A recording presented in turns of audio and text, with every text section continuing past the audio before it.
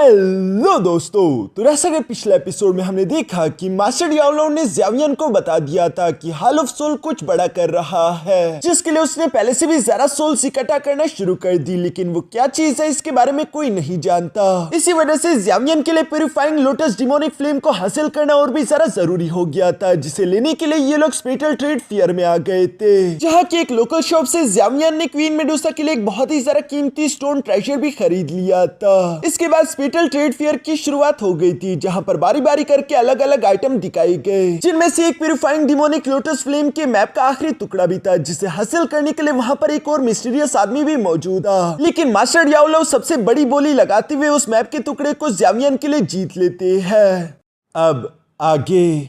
तो next episode की शुरुआत यहाँ पर बिल्कुल उसी सीन से शुरू होती है, जहाँ ऑक्शन के खत्म होने के बाद ज़ावियन और उसके दोस्त वहाँ से बाहर की तरफ जा रहे थे। रास्ते में जाते जाते ज़ावियन मास्टर डियाब्लो से कहता है कि प्यूरिफाइंग डिमोनिक लोटस फ्लेम के मैप का टुकड़ा हासिल करना इतना ज्यादा आसान होगा, मैंने ये सोचा नहीं था। सब कुछ काफी ज्यादा स्मूथली हो चुका है। मगर दूसरी तरफ मास्टर डियाब्लो यहाँ पर ऑक्शन में मौजूद उसी मिस्टीरियस आदमी को याद करते हुए ज़ावियन से कहते हैं कि वो मिस्टीरियस आदमी जो कि हमारे खिलाफ बिड कर रहा था, मुझे वो आदमी कोई अच्छा इंसान नहीं लगता, इसलिए हमें जल्द से जल्द यहाँ से निकलना होगा। जो सुनकर ज़ावियन मास्टर डियाब्लो से सवाल करते हुए कहता है कि आखिर वो आदमी है कौन। इससे पहले कि मास्टर डियाब्लो ज़ावियन को कोई भी जवाब दे पाते, तभी अचानक वहाँ पर किसी आदमी की जोर जोर से हंसने वाली आवाजें सुनाई देने लगी और साथ ही साथ एक सोल बैरियर चारों तरफ से इन लोगों को घेरने लगा। ये असल में कोई और नहीं बल्कि वही मिस्टीरियस आदमी था, जो कि इन लोगों से कह रहा था कि आखिर तुम लोगों को यहाँ से जाने की इतनी भी जल्दी क्या है। जिसके साथ ही हवा में एक बड़ा सा पोर्टल ओपन हो जाता है और हम देखते हैं कि उसी मिस्टीरियस आदमी का सीक्रेट रूम निकलकर बाहर आ गया था। साथ ही साथ उसके पास ही एक और पोर्टल ओपन होकर उसके अंदर से एक और आदमी भी निकलकर बाहर आ जाता है, जिसका नाम रेन हीजी था, जो कि एक नंबर का ठरकी इंसान दिखाई दे रहा था। वो यहाँ पर क्वीन मेडुसा और पॉइजन गर्ल को देखते हुए कहता है कि मैंने बिल्कुल भी नहीं सोचा था कि इस सफर में मेरी मुलाकात तुम जैसी दो खूबसूरत हसीनाओं से हो जाएगी। दूसरी तरफ मास्टर डियाब्लो भी इन्हें देखते ही पहली नजर में पहचान गए थे कि ये तो रेन हीजी और डाई हीजी है, जो कि दोनों ही ठरकी स्ट्रेंज सेक्ट से बिलोंग करते हैं। इस परवर्ट स्ट्रेंज सेक्ट में बस सिर्फ यही दो मर्द है, बाकी के सारी डिसाइपल औरतें हैं, जिनको तो ये दोनों बुढ़ाऊ डीमन बस सिर्फ फ्लैश कैलिड्रॉन्स की तरह इस्तेमाल करते हैं। जब इनका मन हो ये उनकी कल्टीवेशन को एब्सॉर्ब करके खुद को ताकतवर बना देते हैं। मास्टर डियाब्लो की बातें सुनते हुए ज़ावियन और उसके दोस्त अभी उन्हीं डिसाइपल्स की तरफ देख रहे थे, तभी अचानक यहाँ पर डाई हीजी की आवाज सुनाई थी, जो कि कह रहा था कि याओचेन तुम दोबारा से जिंदा हो जाओगे, ये मैंने नहीं सोचा था, लेकिन मैं यहाँ पर प्यूरिफाइंग डिमोनिक लोटस फ्लेम के मैप का टुकड़ा लेने के लिए आया हूँ। जिस पर तो मास्टर डियाब्लो भी उसे जवाब देते हुए कहता है कि बड़े अफसोस के साथ कहना पड़ रहा है, लेकिन अगर तुमने वो मैप का टुकड़ा हासिल भी कर लिया तब भी तुम उसे अपने पास रख नहीं पाओगे, क्योंकि मैंने किसी के साथ वादा कर लिया कि वो मैप का टुकड़ा उसका होगा। ये सुनकर डाई हीजी जवाब देते हुए कहता है कि नहीं, तुम समझे नहीं, एक बार मैं तुम सब लोगों को जान से मार डालूं, उसके बाद वो मैप का टुकड़ा मेरा हो जाएगा और इसके बारे में किसी को भी मालूम नहीं होगा। ये सुनकर तो मास्टर डियाब्लो ऐसे मुस्कुराने लगे जैसे कि डाई हीजी ने कोई जोक मारा हो, और वो इनसे कहते हैं कि चलो ठीक है, फिर आजमा कर देख लो। मास्टर डियाब्लो के ये कॉन्फिडेंस देखकर रेन हीजी सामने की तरफ आते हुए कहता है कि बेशक याओचेन तुम बानशिंग लेवल पर जा चुके हो, लेकिन इसका मतलब ये नहीं कि तुम हम दोनों से बच पाओगे। पास में तुमने कई सारे सेक्ट्स को एक साथ मिलाकर हम दोनों भाइयों को सेंट्रल प्लेन से बाहर निकलवा दिया था, हमें तुमसे अभी तक वो बदला भी पूरा करना है, जो कहती रेन हीजी ने अपनी पावर एक्टिवेट कर ली। दूसरी तरफ मास्टर डियाब्लो ने भी अपनी डोकी एनर्जी एक्टिवेट कर ली थी, लेकिन उससे रेन हीजी की जरा से भी परवाह नहीं। हम देखते हैं कि मास्टर डियाब्लो ने काफी कूल तरीके से कुछ हैंड साइंस बनाते हुए हवा में एक बहुत बड़ा पाम अटैक जनरेट कर दिया था, जिसे वो रेन हीजी की तरफ थ्रो करने लगा। दूसरी तरफ रेन हीजी भी स्पाइरल टोर्नेडो की तरह बनते हुए तीसी के साथ जाकर उस पाम अटैक से टकरा जाता है, जिसके इफेक्ट के कारण ज़ावियन, क्वीन मेडुसा और पॉइजन गर्ल तो फौरन उस सोल बैरियर से बाहर की तरफ धकेले गए, जो देखकर रेन हीजी मास्टर डियाब्लो से कहता है कि तुमने बेशक मुझे कुछ लम्हों के लिए रोक दिया और उसी लम्हों में तुमने अपने डिसाइपल्स को भी यहाँ से बाहर भेज दिया, लेकिन फिक्र मत करो, मैं उन्हें मारकर ही वापस आऊंगा। और ये कहती वो डाई हीजी से कहता है कि कुछ देर के लिए तुम याओचेन को यहीं पर रोक कर रखो, तब तक मैं बाहर उन लोगों का काम निपटा कर आता हूँ। ये कहती रेन हीजी फौरन से उस सोल बैरियर से बाहर की तरफ चला गया, जिसको जाता हुआ देखकर तो मास्टर डियाब्लो मुस्कुराते हुए कहता है कि तुम दोनों भाई मिलकर भी अभी मेरा कुछ बिगाड़ नहीं पा रहे थे, और उल्टा उसने डाई हीजी तुम्हें यहाँ पर अकेला छोड़ दिया, लगता है कि तुम मरना चाहते हो। डाई हीजी भी मास्टर डियाब्लो की ये बात सुनकर जवाब देते हुए कहता है कि याओचेन तुम हमेशा की तरह अभी भी काफी एरोगेंट हो, जो कहती डाई हीजी ने फौरन से वहां पर मौजूद अपनी कॉन्कोबाइंस को अब्सॉर्ब करना शुरू कर दिया और इसकी वजह से हम देखते हैं कि डाइहीजी की पावर अचानक से बूस्ट हो गई। साथ ही वो मास्टर डियाब्लो से कहने लगा कि चलो अब असली खेल को शुरू करते हैं। ये देखकर तो मास्टर डियाब्लो अपने मन ही मन में परेशान होने लगे, क्योंकि उन्हें समझ आ गया था कि पहले डाइहीजी और रेनहीजी दोनों ने अपनी पावर लेवल को कंसील करके रखा हुआ था, जिसका सीधा मतलब यह है कि रेनहीजी ज्यादा ताकतवर है और बाहर इस वक्त ज़ावियन और उसके दोस्तों की जान खतरे में होगी। दूसरी तरफ सीन शिफ्ट होकर बाहर की तरफ ज़ावियन और उसके दोस्तों पर आ जाता है, जहां पर हम देखते हैं कि रेनहीजी एक पोर्टल को ओपन करते हुए बाहर की तरफ आकर कह रहा था कि खूबसूरत लड़कियों, आखिर तुम दोनों क्या सोच रही थी कि तुम दोनों भागकर यहाँ से कहाँ जाओगी? मैं तो कहता हूँ कि इस लड़के का पीछा छोड़ दो और मेरे सेट को ज्वाइन कर लो, मैं तुम दोनों को बहुत ही अय्याशियां करवाऊंगा। यह ज़ावियन तो रेनहीजी को देखते ही समझ गया था कि वो डोज़ुन लेवल की पीक पर पहुंच चुका है, मगर ये बात सुनते ही ज़ावियन और उसके दोस्त गुस्से में आ गए और वो फौरन से पावर्स एक्टिवेट करते हुए कहते हैं कि लगता है तुम मरना चाहते हो। जिस पर रेनहीजी जवाब देते हुए कहता है कि बेशक मैं इन खूबसूरत लड़कियों को तो नहीं मारना चाहता, लेकिन लड़के तुम मरोगे। और ये कहती है वो तेजी से ज़ावियन की तरफ बढ़ते हुए फौरन से उस पर हमले करने लगा, जहां फाइट के दौरान ज़ावियन को समझ आ जाता है कि इसकी पावर काफी ज्यादा स्ट्रॉन्ग है, मगर हम देखते हैं साथ ही साथ ज़ावियन ने फौरन से अपनी फ्लेम का इस्तेमाल करते हुए एक बड़ा सा ड्रैगन बनाकर रेनहीजी पर हमला करवा दिया, जिसे काउंटर करने के लिए दूसरी तरफ रेनहीजी भी एक स्पिरिचुअल स्कॉर्पियन को समन कर लेता है और इन दोनों के टकराते साथ ही ये दोनों अटैक हवा में ही ब्लास्ट कर गए।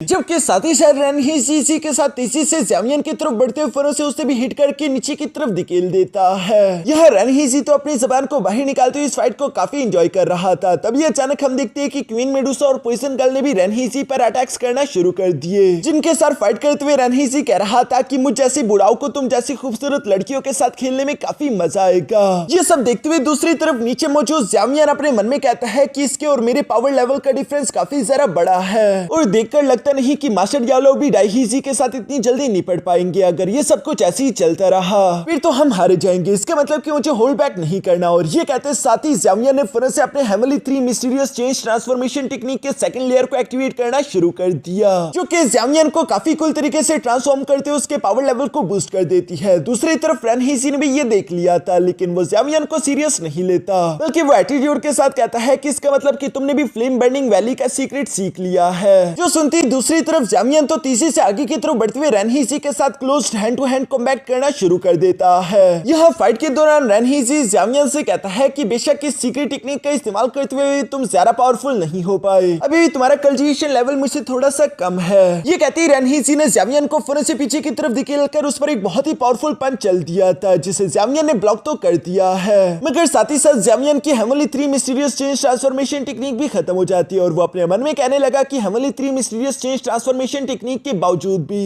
इस डोज़ुन के 9 स्टार 6 लेवल के वॉरियर के साथ मेरे लिए फाइट करना डिफिकल्ट हो गया है, मुझे कुछ और सोचना होगा। तभी अचानक पॉइजन गर्ल और क्वीन मेडुसा भी ज़ावियन के पास आकर उससे सवाल करने लगे कि क्या तुम ठीक हो, जिस पर ज़ावियन जवाब देते हुए कहता है कि हाँ मैं ठीक हूँ, लेकिन तुम दोनों को इसे कुछ देर के लिए होल्ड करना है ताकि मैं कुछ सोच सकूं। ये सब सुनकर सामने की तरफ मौजूद रेनहीजी तो उस पर हंसते हुए कह रहा था कि आखिर तुम दोनों खूबसूरत लड़कियां इस नकारा इंसान के साथ क्यों ठिकी हुई हो? मैं तो कहता हूँ कि तुम दोनों मेरे पास आ जाओ, मैं तुम लोगों को जन्नत की सैर कराऊंगा। जिस पर तो पॉइजन गर्ल आग बगोला हो गई और वो गुस्सा होते हुए कहती है कि कमीने इंसान, और ये कहती है उसने तेजी से आगे की तरफ बढ़ते हुए रेनहीजी पर हमला करना शुरू कर दिया। जबकि दूसरी तरफ रेनहीजी को तो उसके साथ फाइट करते हुए मजा आ रहा था, वो हंसते हुए कह रहा था कि तुम जैसी हसीना मेरी बाहों में आने के लिए इतनी ज्यादा उतावली होगी मैंने सोचा नहीं था। नीचे की तरफ से ज़ावियन और क्वीन मेडुसा भी ये सब देख रहे थे, जहां पर क्वीन मेडुसा ज़ावियन से कहती है कि मैं नहीं जानती कि अगर मैं 7 कलर हेवनली स्वेलिंग पाइथन में भी ट्रांसफॉर्म हो जाऊं तो तब भी मैं इसका मुकाबला कर पाऊंगी या नहीं, मगर इसके अलावा फिलहाल उसके पास दूसरा कोई ऑप्शन भी तो नहीं था। जो कहती क्वीन मेडुसा फौरन से बादलों में जाते हुए यहाँ पर 7 कलर हेवनली स्वेलिंग पाइथन में ट्रांसफॉर्म होकर नीचे की तरफ आ जाती है, जिसके बाद हम देखते हैं कि पॉइजन गर्ल और हेवनली स्वेलिंग पाइथन दोनों ने मिलकर रेनहीजी पर एक साथ हमले करना शुरू कर दिए।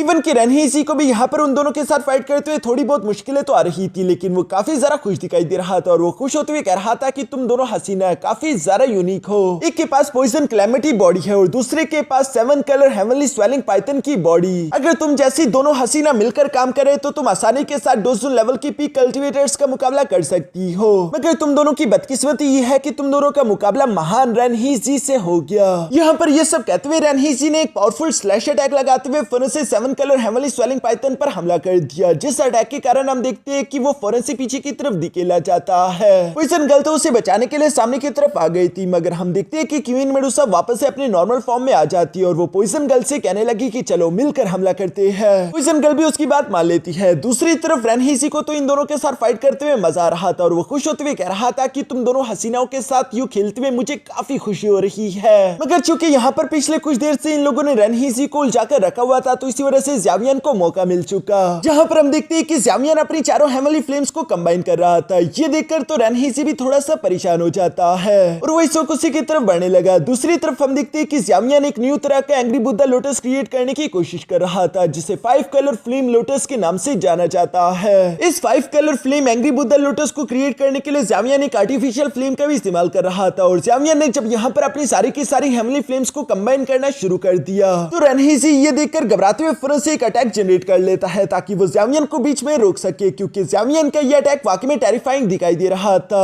मगर पीछे की तरफ मौजूद पॉइजन गर्ल और क्वीन मेडुसा यहाँ पर फौरन से ज़ावियन के सामने आते उस अटैक को ब्लॉक करके ज़ावियन को प्रोटेक्ट कर लेते हैं ताकि ज़ावियन को 5 colour flame angry Buddha lotus create करने का मौका मिल सके। दूसरी तरफ रेनहीसी को यह सब देखते हुए काफी ज्यादा गुस्सा रहा था और इस वक्त वो सीरियस होते हुए कहता है कि चूंकि तुम दोनों लड़कियां लड़ना चाहती हो और बाज नहीं आ रही तो अब मजबूरन मुझ जैसे बुढ़ाओं को भी तुम दोनों पर रहम करना बंद करना होगा। यह रेनहीसी अभी ये कह ही रहा था तभी अचानक उसे साइड से मास्टर डियाब्लो की एनर्जी महसूस हुई जिसने डाइहीसी को पीट पीट कर उसका बुरा हाल कर दिया था। डाइहीसी भी पीछे की तरफ आते हुए कहता है कि रेनहीसी आखिर तुम किस चीज का इंतजार कर रहे हो, अभी तक तुमने उस लड़की को पकड़ा क्यों नहीं। डाइहीसी का ये कहना ही था कि तभी अचानक मास्टर डियाब्लो ने दोबारा से डाइहीसी पर हमला कर दिया। रेनहीसी को समझ आ जाता है कि इन दोनों के पास ज्यादा समय नहीं बचा और चूंकि वो ज़ावियन को नहीं पकड़ पा रहा है इसलिए वो फैसला करता है कि ठीक है मैं इन दोनों लड़कियों में से एक को कैप्चर करूंगा ताकि हम इसे बाद में हॉस्टेज की तरह इस्तेमाल करके अपनी डिमांड रख सके। जो कहती रेनहीसी ने अपनी इवल एनर्जी को एक्टिवेट करते हुए यहाँ पर उसका एक ऑर्ब क्रिएट करके फौरन से क्वीन मेडुसा और पॉइजन गर्ल दोनों को उसके अंदर ट्रैप कर दिया था। जिस ऑर्ब के अंदर कई सारे छोटे छोटे पोर्टल थे जिनके अंदर से एनर्जी अटैक निकलते हुए क्वीन मेडुसा और पॉइजन गर्ल की तरफ बढ़ रहे थे और उन्हें इन अटैक से बचने में काफी सारा डिफिकल्टी आ रही थी। जो सब कुछ नीचे से ज़ावियन भी देख रहा था लेकिन फिलहाल वो उनकी मदद करने के लिए कुछ नहीं कर सकता। दूसरी तरफ हम देखते हैं कि पॉइजन गर्ल और क्वीन मेडुसा कैसे तैसे उस ऑर्ब से निकलकर बाहर की तरफ आ गए। जहां बाहर आती वो दोनों तेजी से ज़ावियन की तरफ बढ़ने लगी। रेनहीसी भी उन्हें फॉलो कर रहा था ताकि वो उनमें से एक को पकड़ सके। मगर जैसे ही वो ज़ावियन के पास आने लगी अचानक से वो रास्ते से हट जाती है क्योंकि हम देखते हैं कि ज़ावियन ने अपने 5 colour flame angry Buddha lotus को पूरी तरीके से रेडी कर लिया था। जिसे देखकर तो रेनहीसी भी घबराकर वापस ही दुम दबाकर भागने लगा मगर ज़ावियन उसे जाने नहीं देता बल्कि वो एटीट्यूड के साथ कहता है कि कमीने मरने के लिए तैयार हो जा। जो कहती है ज़ावियन ने फिर से अपने 5 colour flame angry Buddha lotus को रेनहीसी के पीछे लगा दिया। रेनहीसी भागने की पूरी कोशिश करता है और भागते भागते अचानक से हम देखते हैं कि उसने अपनी अर्थ बेल टेक्निक एक्टिवेट कर ली। इस प्रोटेक्टिव टेक्निक का इस्तेमाल करते हुए खुद को बचाना चाहता था मगर उसे मालूम नहीं कि एंग्री बुद्धा लोटस क्या चीज है। दूसरी तरफ हम देखते हैं कि एंग्री बुद्धा लोटस भी यहाँ अपने टारगेट के पास पहुंचते ही काफी तेजी के साथ नीचे की तरफ आने लगा जिसे हम देखते हैं कि रेनहीसी अपने अर्थ बेल का इस्तेमाल करते हुए ब्लॉक करने की कोशिश कर रहा था। मगर हम देखते हैं कि 5 colour flame angry Buddha lotus धीरे धीरे करके अपनी एनर्जी को इंक्रीज करता जा रहा है जिसके प्रेशर वेव चारों तरफ फैलते जा रहे थे और देखते ही देखते उस एंग्री बुद्धा लोटस की एनर्जी इतनी ज्यादा खतरनाक हो गई थी कि वहां पर एक बहुत बड़ा टेरिफाइंग एनर्जी ब्लास्ट हो गया जिसकी एनर्जी वेव के कारण कई सारे चट्टान चकनाचूर हो गए। इवन की ज़ावियन भी उसकी इफेक्ट के कारण पीछे की तरफ धकेला जाता है जिसे क्वीन मेडुसा और पॉइजन गर्ल संभालते हुए कहते हैं कि ज़ावियन क्या तुम ठीक हो। ज़ावियन खुद को संभालते हुए जवाब देकर कहता है कि हाँ मैं ठीक हूँ। इसके बाद ज़ावियन धीरे धीरे आगे बढ़कर उसी 5 colour flame angry Buddha lotus के डिस्ट्रक्टिव साइड की तरफ बढ़ने लगा जहां पर हम देखते हैं कि एक बहुत बड़ा खड्डा हो चुका था। ऐसा लग रहा था जैसे कि आसमान से एक बड़ा सा एस्ट्रॉइड आकर यहां पर गिरा हो और इस अटैक के कारण रेनहीसी की भी वहीं पर मौत हो चुकी थी जिसकी बॉडी से ज़ावियन उसके ट्रेजर्स छीन लेता है। उन्हीं ट्रेजर्स में से एक स्क्रोल भी था जिसे देखते हुए क्वीन मेडुसा ज़ावियन से कहती है कि आखिर ये क्या है। जिस स्क्रोल को पढ़ते हुए ज़ावियन जवाब देकर कहता है कि ये तो golden diamond glazed body technique है, मैंने सोचा नहीं था कि ये इनके पास होगी। यहाँ पर ज़ावियन जब ये सब कह ही रहा था तभी अचानक हमें डाइहीसी की भी मरने की आवाज सुनाई देती है जिसे मास्टर डियाब्लो ने जान से मार डाला था और वो ज़ावियन के पास आते हुए फौरन से ज़ावियन से कहते हैं कि यहाँ पर कई सारे बड़े बड़े ब्लास्ट हुए जिससे पावरफुल लोगों को मालूम हो जाएगा कि यहाँ पर फाइट चल रही है और वो इस तरफ आने की कोशिश करेंगे ताकि वो फाइट से फायदा उठा सके। इसलिए अगर हमें बिलावजह की मुश्किलें नहीं चाहिए तो हमें यहाँ से निकलना होगा। जिस पर ज़ावियन और उसके दोस्तों एग्री हो गए थे और ये सब लोग तेजी के साथ वहां से आगे की तरफ बढ़ जाते हैं। इसके बाद नेक्स्ट सीन हमें कुछ दिनों बाद के स्टार फॉलिंग पेविलियन का दिखाया जाता है जहाँ पर ज़ावियन ने चारों मैप के टुकड़ों को जोड़ दिया था और इसे देखते हुए ज़ावियन हैरान होकर कह रहा था कि ये तो बस एक नॉर्मल सा मैप दिखाई दे रहा है जिसकी कोई भी समझ नहीं आ रही। यही ऐसा तो नहीं कि ये मैप लोगों को बेवकूफ बनाने के लिए बनाया गया था। जो सुनकर मास्टर डियाब्लो जवाब देते हुए कहता है कि नहीं, ये मैप काफी पुराना है और इसे लोगों को बेवकूफ बनाने के लिए तो बिल्कुल भी नहीं बनाया गया था। इसके पीछे जरूर कोई ना कोई बड़ा राज होगा। हमें प्यूरिफाइंग डिमोनिक लोटस फ्लेम के लिए इस मैप की पहेली को सुलझाना होगा। ये सुनकर ज़ावियन याद करता है कि जब उसने अपने बोन विंग्स क्रिएट किए थे तो उसे कुछ समझ नहीं आ रहा था और उसने जब अपने ब्लड का इस्तेमाल किया तो वो रिएक्ट करने लगे। जो सोचते ज़ावियन फौरन से अपने ब्लड के कुछ ड्रॉप्स यहाँ मैप पर डालने की कोशिश करता है, मगर इसके साथ भी मैप कोई रिएक्ट नहीं कर रहा था। जो देखकर तो मास्टर डियाब्लो और ज़ावियन दोनों ही परेशान हो गए। ज़ावियन सोचने लगा कि आखिर इस पहेली का जवाब क्या होगा। प्यूरिफाइंग डिमोनिक लोटस फ्लेम को हासिल करने के लिए आखिर मुझे क्या करना होगा। मगर ये सब सोचते अचानक से उसे याद आया कि प्यूरिफाइंग डिमोनिक लोटस फ्लेम यानी कि वो तो एक फ्लेम है, फ्लेम का जरूर इससे कोई ना कोई ताल्लुक होगा। जो सोचते ज़ावियन ने फिर से अपनी हेवनली फ्लेम को एक्टिवेट करके उस मैप पर चल दिया था और यहाँ मास्टर डियाब्लो तो ये देखकर शौक हो गए थे कि हेवनली फ्लेम से इस मैप को ज्यादा फर्क नहीं पड़ रहा, यानी कि ये जलकर राख नहीं हो रहा, जो कि एक अच्छा साइन था। इसलिए वो ज़ावियन से कहने लगे कि और हेवनली फ्लेम का इस्तेमाल करो। जो सुनकर ज़ावियन भी बिल्कुल ऐसे ही करने लगा। उसने अपनी हेवनली फ्लेम की इंटेंसिटी को और ज्यादा इंक्रीज कर दिया था और इसी के साथ हम देखते हैं कि अचानक उस मैप के अंदर से कुछ आर्टिकल्स निकलकर बाहर की तरफ आ गए, जिन कैरेक्टर्स में लिखा हुआ था कि जब ट्विन मून एक साथ समन होंगे और 9 स्टार समन होकर एक साथ एक हो जाएंगे, जिस टाइम हेवन एंड अर्थ में बड़ी बड़ी लहरें उठेगी, उसी time demonic lotus purifying flame appear होगा। ज़ावियन को तो ये पढ़कर भी कुछ समझ नहीं आता और वो मास्टर डियाब्लो से सवाल करते हुए कहता है कि आखिर इसका मतलब क्या है। इस पर मास्टर डियाब्लो जवाब देते हुए कहता है कि ये एक स्पेशल सेलेस्टियल फिनोमिना है जिसके बारे में मैंने सुना है कि ट्विन मून और 9 स्टार के एक होने का ये फिनोमिना हर 1000 साल में सिर्फ एक ही बार हो पाता है और इस पहेली के मुताबिक उसी दिन हेवन एंड अर्थ पे बड़ी बड़ी लहरें उठेगी जिस दिन प्यूरिफाइंग डिमोनिक लोटस फ्लेम इस दुनिया में अपीयर होगा। ये सब सुनकर तो ज़ावियन परेशान होते हुए कहता है कि हर 1000 साल में सिर्फ एक दफा, इसका मतलब तो यही बनता है कि हम लोगों के पास सिर्फ एक ही मौका होगा। अगर हमने उस मौके में प्यूरिफाइंग डिमोनिक लोटस फ्लेम को हासिल ना किया तो दोबारा मौका मिलने के लिए हमें 1000 साल इंतजार करना होगा। जिस पर मास्टर डियाब्लो जवाब देते हुए कहते हैं कि हाँ, तुमने बिल्कुल सही समझा और कैलकुलेशन के हिसाब से लास्ट टाइम जब ये फिनोमिना हुआ था उस टाइम से अब तक 997 इयर्स गुजर चुके हैं, यानी कि 3 साल बाद ये फिनोमिना दोबारा से अपीयर होगा। जो सुनकर ज़ावियन खुद से कहता है कि इसका मतलब कि 3 साल बाद प्यूरिफाइंग डिमोनिक लोटस फ्लेम इस कॉन्टिनेंट पर अपीयर होगा और यकीनन और भी कई सारे पावरफुल एक्सपर्ट इस बारे में जानते होंगे जो कि हर एक डायरेक्शन से उसी तरफ अट्रैक्ट होंगे और ऊपर से हमारे पास सिर्फ एक ही मौका होगा प्यूरिफाइंग डिमोनिक लोटस फ्लेम को हासिल करने का। इस पर मास्टर डियाब्लो जवाब देते हुए कहते हैं कि हाँ, तुमने बिल्कुल सही कहा। ये सब सुनकर ज़ावियन अभी उस मैप की तरफ बढ़ने वाला था ताकि वो उसे उठाकर अपने पास रख सके, मगर तभी अचानक उसके अंदर से कुछ एनर्जी निकलते हुए फिर से ज़ावियन की बॉडी के अंदर चली गई, जिस एनर्जी के कारण ज़ावियन तो बेहोश होकर नीचे की तरफ गिर गया। जबकि मास्टर डियाब्लो ये देखकर परेशान होते हुए फिर से ज़ावियन के पास आकर उसकी मदद करने लगते हैं। दूसरी तरफ हम लोग ज़ावियन के सोल सी के अंदर का सीन देखते हैं जहां ज़ावियन को अपने सामने बहुत बड़ी एनर्जी दिखाई दे रही थी।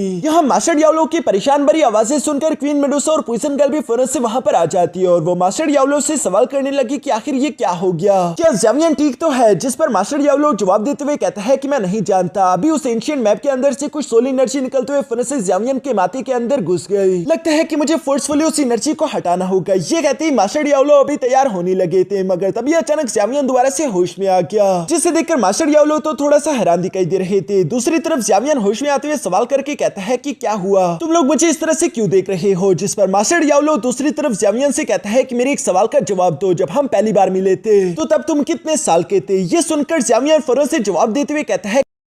कि मास्टर मैं 15 साल का था। ज़ावियन का ये जवाब सुनकर मास्टर डियाब्लो की जान में जान आती है और वो मुस्कुराकर जवाब देते हुए कहते हैं कि अच्छा हुआ कि तुम बिल्कुल ठीक हो, मैं तो तुम्हारे लिए परेशान हो गया था। मुझे लगा कि उस एंशिएंट मैप से निकलने वाली वो एक्सपर्ट सोल के टुकड़े ने तुम्हारी बॉडी पर कब्जा कर लिया है। जिस पर ज़ावियन जवाब देते हुए कहता है कि हाँ मास्टर, मैं अपने माइंड के अंदर सोल एनर्जी को महसूस तो कर पा रहा हूँ जो कि मेरे सोल सी के मुताबिक खुद को डाल चुकी है। उस सोल एनर्जी को देखकर ऐसा लग नहीं रहा कि वो मुझे नुकसान पहुंचाना चाहती है। और हाँ मास्टर, जैसे ही ये सोल एनर्जी मेरी माइंड के अंदर इंटर हुई, साथ ही साथ मुझे प्यूरिफाइंग डिमोनिक लोटस फ्लेम की कुछ इंफॉर्मेशन भी मिल चुकी है। ज़ावियन की ये बातें सुनकर मास्टर डियाब्लो जवाब देते हुए कहता है कि अच्छा, मैं समझ गया, यकीनन ये प्यूरिफाइंग डिमोनिक लोटस फ्लेम का पुराना मास्टर होगा जिसके बारे में मैंने कुछ एंशिएंट बुक्स में पहले पढ़ा है। वो डोटी लेवल के काफी ज्यादा करीब जा चुका था और इतने सारा पावरफुल होने के बावजूद भी वो अचानक से गायब हो गया। कोई नहीं जानता कि वो कहां जा चुका है। ये सुनकर ज़ावियन जवाब देते हुए कहता है कि अच्छा, यकीनन ये उसी एक्सपर्ट की सोल एनर्जी होगी जो कि इस वक्त मेरे माइंड में इंटर कर चुकी है। लेकिन लेकिन मास्टर डियाब्लो अब हम इसका क्या करें। इस पर मास्टर डियाब्लो जवाब देते हुए कहता है कि मैंने एंशिएंट बुक्स में उस आदमी के कैरेक्टर के बारे में पढ़ा था। वो मास्टर काफी जरा अच्छा और सही रास्ते पर चलने वाला इंसान था। मुझे नहीं लगता कि वो कोई गिरी हुई हरकत करेगा, और चूंकि ये लाइट सोल एनर्जी तुम्हें नुकसान नहीं पहुंचाना चाहती, तो मुझे लगता है कि आने वाले फ्यूचर में ये एनर्जी तुम्हें प्यूरिफाइंग लोटस फ्लेम तक पहुंचाने में मदद करेगी। जिस पर ज़्यामियन जवाब देते हुए कहता है कि उम्मीद करता हूँ कि मास्टर आप बिल्कुल सही कह रहे हो। दूसरी तरफ मास्टर डियाब्लो ज़्यामियन से कहता है कि प्यूरिफाइंग डिमोनिक लोटस फ्लेम काफी जरा पावरफुल है। अगर तुम उसे हासिल करना चाहते हो तो तुम्हें उसके लिए खुद को पावरफुल करना होगा। कम से कम भी तुम बानशिंग लेवल पर प्रमोट कर जाओ, और इसके लिए तुम्हारे पास 3 साल है, जो कि काफी जरा डिफिकल्ट होगा, क्योंकि अगर तुम 3 साल में डोशिंग लेवल पर प्रमोट करके नहीं पहुंचे तो इसका नुकसान यही होगा कि प्यूरिफाइंग डिमोनिक लोटस फ्लेम तुम्हारे सामने होगी, लेकिन फिर भी तुम उसे रिफाइन नहीं कर पाओगे। जो सब सुनकर तो ज़्यामियन भी परेशान हो गया, क्योंकि अगर 3 साल में वो अपनी पूरी जान लगा दे तब भी वो चाहकर डोशिंग लेवल तक नहीं पहुंच सकता, और यही बात ज़्यामियन को उदास कर रही थी। लेकिन मास्टर डियाब्लो थोड़ी देर सोचने के बाद ज़्यामियन से कहते हैं कि तुमने कुछ बुद्धि सीड हासिल किए थे, क्या वो अभी भी तुम्हारे पास मौजूद है। जिस पर ज़्यामियन ने हाँ में सर हिलाया। ये सुनकर मास्टर डियाब्लो जवाब देते हुए कहता है कि फिर तो हमें बुद्धि ट्री को ढूंढना होगा,